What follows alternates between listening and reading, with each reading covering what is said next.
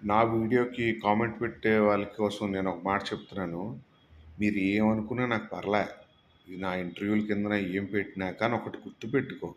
నిజం, అబద్ధం తెలుసుకోకుండగా నీకున్న అరాకొర జ్ఞానంతో ఫ్యూచర్ ఎటెళ్తుందో అటెళ్తాలు తప్ప, వెనక్కెళ్ళి అది గొప్పది, ఇది గొప్పది అని మాట్లాడే వాళ్ళకి భజనలు చేసి, లేకపోతే లైననో, లేకపోతే ఇంకోటనో మీరు చెప్తుంది నాకు దరిద్రంగా ఉంది.